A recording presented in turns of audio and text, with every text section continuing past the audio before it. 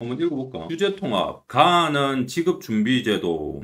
나는 경제정책에 대해서 얘기하고 있네. 지급준비제도는 지급을 준비하는 제도다, 그지? 지급을 준비하는 제도고. 그러면 주체가 뭔지 생각해야 된다, 그지? 그 주체가 시중은행 등 금융기관이 주체가 되고. 니네들은 이걸 처음 들어봤을 거 아니야, 그렇지? 그러니까 주체가 왜 하는지, 뭐 때문에 하는지 개념의 특징을 뽑아내야 되겠지. 전체 예금 중 일정 비율 이상을 중앙은행에 예치한다. 체크해야 되겠지. 그럼 여기 등장하는 게 뭐지? 시중은행 등의 금융기관. 시중은행과 그리고 무슨 은행이 생겼나? 중앙은행이 나왔지. 오케이. 자, 그러면 이제 주어가 뭔지를 체크하면서 중앙은행하고 시중은행이 헷갈리면 안 되겠다, 그지? 그래서 금융기관이 전체 예금 중에서 중앙은행에 예치하는 금액의 비율을 지급준비율 체크하고 비율로 예치한다라는 거지. 그리고 이건 누가 정한다? 중앙은행이 정한다. 얘가 대장이다, 그지? 끊어주고. 그리고 지급준비율에 따라 중앙은행에 예치한 금액을 지급준비금이란다. 여기까지 됐고. 자, 그 다음 이제 크게 끊어져야 되는 이유는 그 다음 내용의 전환이 있지. 화제 전환이 있지. 뭐로? 지급준비제도의 역할. 이렇게 딱 체크해야 되겠지. 예금자의 갑작스러운 인출 요구에 대비하는 거. 뭐 이건 당연한 거겠지, 그지? 여기서 그럼 굳이 체크하려면 예금자 하나 체크해주고, 그지? 시중은행이 예금으로 들어온 자금 모두 대출에 사용한다. 그러면 이 말은 시중은행이 들어온 자금을 대출에 사용한다는 사실이 깔려있지, 전제가, 그죠? 그리고 갑작스러운 인출 요구에 대응할 수 없고 예금을 인출해주지 못하면 은행의 신용도에 문제가 발생할 수 있기 때문에 정해진 비율에 따라 일부 금액을 중앙은행에 예치해두는 것이다. 이렇게 되는 거고. 다음, 지급준비율은 금융기관의 자금 상황이나 통화량에 영향을 미친다. 지급준비율은 어디에 영향을 미치나? 미치는 영향 체크해줘야 되겠지. 역할하고 영향이다, 그지? 시중은행의 대출은 예금으로 이루어진다. 그 말은 무슨 말이야? 예금에서 대출이 이루어진다, 이 말이지. 지급준비율이 높아지면 이제 여기서 정리를 해야 되겠지. 지급준비율이 화살표 위로 높아지면 지급준비금이 높아지고 대출은 낮아진다. 이렇게 잡아야 되겠지. 이것만 읽어도 알 수 있겠다, 그죠? 그러면 여기서 이어지는 게 중요하다. 결과적으로 체크해주고 뭐가? 통화량이란 말이 나온다. 체크해주고 줄어들고 통화량 옆에 화살표 하자. 다음, 경기가 어떻게 된다? 위축된다. 통화량이 줄어들면 경기가 위축된다는 건 상식인데 그래도 난 몰랐다. 그러면 돈이 없으면 사람들이 쓸 돈이 줄어든다. 전체적으로 이 말입니다. 자, 그런데 여기서 중요한 건 반면, 이거 체크해야지. 반면에 지급준비율을 낮추면 그럼 통화량이 어떻게 되겠나요? 늘어나겠지. 그러면 화살표 위로 해주고 그런데 어떤 문제가 생긴다. 선생님, 통화량 늘어나면 경기가 살아난다라고 말해야 되는데 여기서 지금 지문은 뭐라고 돼 있어? 제일 중요한 거, 물가 상승 압력이 강해질 수 있다. 결국 뭐가 문제가 생긴다? 물가 상승 이 문제가 생긴다. 요게 포인트겠지, 여기서는. 경기가 위축 안 되고 돈이 잘 돌면 사람들이 돈을 많이 쓰잖아. 근데 무슨 문제가 된다? 물가 상승의 압력이 생긴다, 이 말이야. 그 다음 지급준비 제도는 뭐와 관련이 있다? 신용창조와 관련이 있다. 체크해줘야 되겠지. 그리고 이건 통화량을 증가시키는 방법이다, 이 말이야. 어떻게? 본원통화의 발행액 이상으로 통화량을 증가시킨다, 이 말이야. 본원통화란 말이 나오고, 그죠? 본원통화란 말이 나왔고, 그다음 신용창조라는 말이 나왔다, 그지? 그리고 통화량이 증가되는 본원통화라는 건 실제 있는 통화를 얘기하겠지. 그럼 그거 이상으로 늘어난다는 뜻이겠지. 시중에. 그러니까 시중에 1조가 있는데 실제로 2조가 돌아다닌다는 느낌이지. 자, 그러면 본원통화 나온다, 그죠? 본원통화는 빨리 읽으면 되겠다, 그지? 독점적 권한으로 공급한 통화를 말하면 중앙은행이 시중은행에 자금을 빌려주는 형태로 공급이 된다. 체크해야 되겠지. 중앙은행이 뭐를 해주는? 대출을 해준다. 대출이죠. 어디에? 시중은행에 대출을 해주는 거야. 어떤 느낌인지 알겠지? 그러나 본원통화만큼 여기부터 바로 가보자. 요건 뒤에 거는 그냥 부연 설명이니까. 그만큼 통화량이 늘어나는 게 아니라 이제 무슨 얘기하려고 하겠어? 신용창조 얘기하려고 하겠지, 그지? 자, 기록으로만 존재한다 이런 거잖아. 통화량은 시중에 유통되는 현금 외에도 시중은행에 예치된 금액 포함 체크해줘야 되겠지. 근데 이게 기록만 존재한다, 이 말이야. 그래서 시중은행이 신용창조를 하게 되면 뭐를 할 수 있다? 예치 금액을 늘릴 수 있다. 늘리면 통화량이 어떻게 된다? 늘어난다. 왜 그렇습니까? 왜 이렇게 돼야 됩니까? 물을 필요가 없다, 그지? 우리는 여기 있는 팩트만 딱 정리해서 문제를 풀면 되거든. 그러면 뒤에 설명이 있다. 신용창조는 시중은행이 지급준비금을 제외한 금액을 시중에 대출해주고 시중에 나간 돈이 다시 예금으로 들어오면 다시 같은 과정을 반복해서 통화를 어떤 느낌인지 알겠나?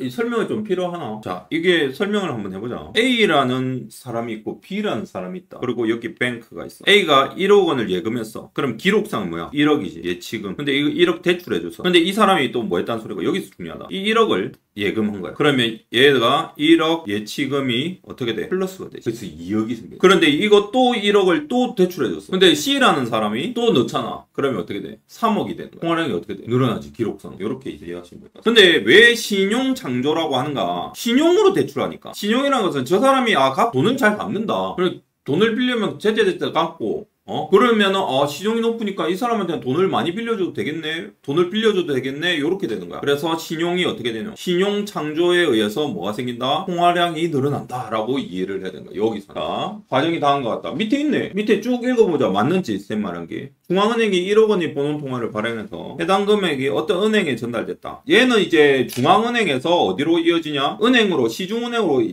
대출이 먼저 됐다, 그지? 자, 이 은행 1억 원을 대출에 활용하면 1억 원은 현금이 되어 시중으로 나가지. 그런데 1억 원을 대출받은 고객이 1억 원을 어떤 대금을 치르고 1억 원을 받은 사람이 다시 그 은행을 그 돈에 모두 예금한다. 자, 여기는 시스템이 좀 다르지. 어떻게 되냐? 은행, 요 설명에 의하면 이런 거야. 위로 치우자, 이거는. 자, 여기 시중은행이고, 여기 위에 대장이 있죠. 중앙은행. 중앙은행에서 요렇게 뭐가 된다? 본원통화 발행이라고 했다. 본문에서, 그지? 본원통화이 된 겁니다. 그 다음, 은행에서, 자, 여기, 1억 원을 대출받은 고객을 A라고 하고, 그 다음 그 돈으로 어떤 대금을 치르고 1억 원을 받은 사람을 B라고 한다. 자, 여기가 A가 있어. 동그라미. 여기가 B가 있습니다. 동그라미. 자, 은행에서 요렇게 뭐를 받은 거야? 대출 받았지. 맞죠? 그런 다음에 A가 B한테 대금 지불했다. 그런데 B가 돈 생겼잖아. 그럼 얘 뭐 하겠냐? 입금하겠지. 예금 아니라 예금이라고 한다, 이거. 여기에 예금. 요렇게 그리면 됩니다. 요 상태입니다. 알겠죠? 요 상태야. 지급준비율이 또 대출 또 해줄 수 있단 말이야. 알겠지? 지급준비율이 10%. 그런데 다시 한 번 더 생각하면 왜 신용 창조라고 하냐? 통화량이 창조됐지. 뭐 때문에 창조가 되냐? 이 그림에서 여기서는 뭐 때문에 이게 신용이 창조된, 누구 때문에? A 때문에 창조가. 왜? 이 사람이 재산이 있든지 뭐가 있겠지. 부동산이 이런 게 있잖아. 근데 그게 한 시가가 20억 되는 거야. 그럼 1억 빌려주겠냐, 안 빌려주겠냐? 담보로 빌려준단 말이야. 그런데 그건 통화는 아니지, 부동산은. 그러니까 이 신용 때문에 창조가 됐다는 거야. 뭐가? 통화량이. 이런 느낌. 자, 그다음 마지막은 이제 여기까지 왔으면 다 읽었죠. 지급준비율이 10%인 경우 1천만 원을 지급준비금으로 중앙은행에 예치한다. 9천만 원을 대출에 활용한다. 이건 누가 하는 거겠노? 시중은행이 하는 거겠지. 동일한 과정이 반복되면 통화량은 늘어나는데 이는 중앙은행이 최초로 발행하는 본원통화보다 많아진다. 당연하지. 끊어주고 신용창조를 통해 늘릴 수 있는 최대 통화량, 통화승수의 곱한만큼이다. 통화승수 체크하고 지급준비율의 역수래. 그럼 본원통화에 통화승수를 곱한다. 이거 체크해놔야 되겠지. 그런데 통화승수가 뭔지는 확인해놔야 될 거 아니야. 그지? 지급준비율의 역수지. 그럼 여기 예시 하나 나왔잖아. 지급준비율이 10%지. 그죠? 그러면 10분의 1이잖아. 10분의 1이지. 10%는. 100분의 10이잖아. 그럼 여기는 통화승수가 얼마야? 10이죠. 자, 그 다음 나 한번 읽어보자. 나도 좀 어렵나? 자, 일반적으로 경제정책의 목표, 이를 위해 정책당국, 정책수단, 그지? 정책수단의 최종 목표, 오래 걸리고 확실한 효과를 낸다는 건 장담할 수 없다. 따라서 중간 목표 설정되는 대상, 최종 목표와 관계가 있어야 하며 정책 당국에 의해 쉽게 통제될 수 있어야 된다. 또한 중간 목표의 대상이 잘 측정되어 상황 판단에 어려움이 없어야 한다. 통화량과 이자율은, 그래서 여기 뭐가 나오노? 통화량과 이자율이 나오지. 자, 중간 목표의 대상이 잘 측정된다라고 했지. 맞죠? 그러면 그 측정할 때는 대상은 통화량과 이자율이라는 뜻이 계속 궁금하더라, 이거. 그래서 얘 두 개를 비교적 쉽게 조절하는 것이 가능하다, 이 말. 자, 그래서 이제 요렇게만 딱 읽으면 돼. 우리가 통화량과 이자율 때문에 이게 여기까지 읽은 거야. 자, 중앙은행은 본원통화의 공급량을 조절하여 체크하죠. 아까 본원통화의 공급량을 누가 조절했다? 중앙은행. 통화량 조절할 수 있죠. 이건 가를 읽으면서 우리가 좀 알았다, 그죠? 자, 시중은행이 중앙은행으로부터 본원통화를 공급받을 때 적용되는 금리를, 자, 요게 체크해야 돼. 가에 없던 내용이 뭐가 나왔어? 금리. 이거 이꼴